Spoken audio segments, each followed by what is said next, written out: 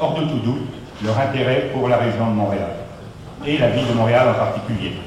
On ne parlera pas des autres, on parlera.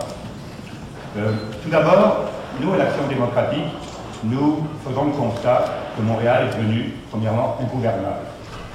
Notre chef, M. Deltel, a eu l'occasion de le mentionner il y a quelques jours dans les différents médias. C'est le constat que nous avons fait. Nous avons des groupes de travail, sur lesquels siège M. Claude Garcia, entre autres. Nous avons vu qu'il y avait un morcellement de pouvoir. En provenance des partis politiques, des groupes de différents intervenants, il est intéressant d'avoir donc la vision de chacun.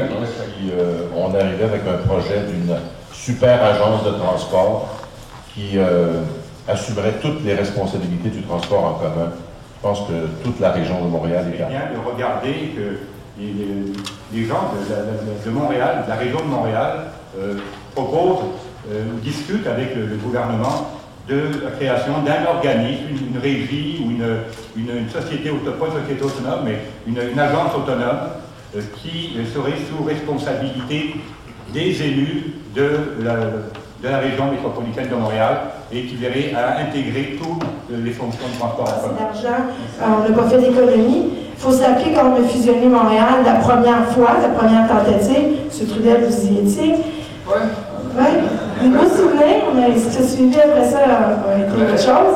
Mais lorsqu'on a décidé de fusionner les arrondissements de Montréal, il faut se rappeler que c'était dans un but d'économie. Avec des problèmes de santé, ils ne sont pas capables des fois d'exprimer en français. Malheureusement. Alors la question. Vous savez, moi j'ai l'impression que le maire actuel, il agit comme un lieutenant-gouverneur d'une fédération d'arrondissements. Alors, le moins qu'il puisse s'en mêler, pour lui, c'est le mieux que ça peut représenter. Alors, il se résigne à ce que les arrondissements qui en ont les moyens se paient les équipements dont ils ont besoin, aréna, piscine, centres récréo-sportifs, centres communautaires et autres, alors que les arrondissements les plus populeux et qui pourraient en avoir le plus besoin, eux, faute de moyens, doivent s'en passer.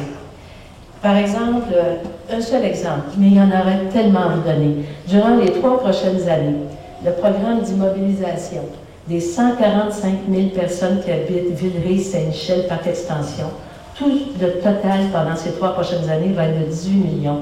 Alors que pendant les mêmes 3 années, le programme des 85 000 habitants de Saint-Laurent sera de 100 millions.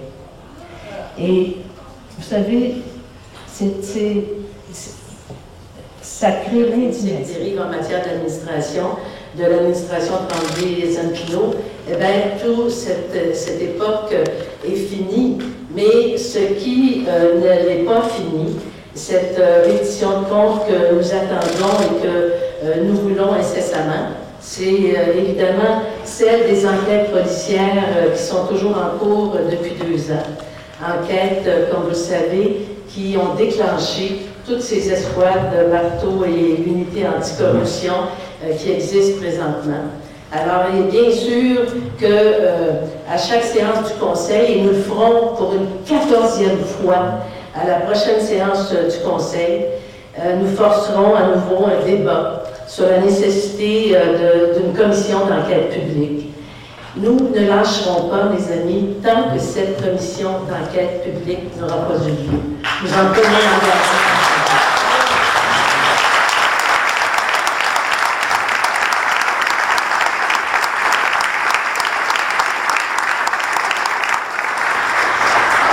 Je comprends qu'à la plénière, cet après-midi, nous allons pouvoir examiner les diverses propositions qui ont été introduites aux ateliers ce matin, notamment par Réal Ménard, qui est vice-président de la Commission de la sécurité publique à Montréal.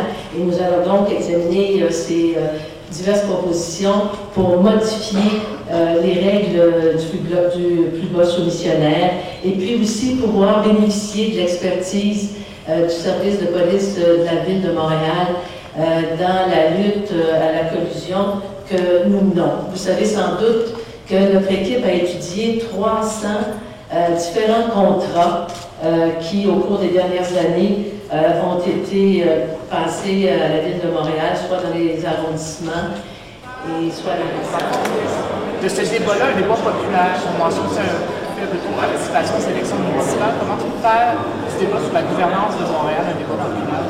Ben, je pense que les Montréalais comprennent de plus en plus qu'il y a plusieurs vitesses de croisière, qu'ils ne sont pas tous traités de la même façon qu'il y a des citoyens de seconde classe, il y a des citoyens de seconde classe à Montréal.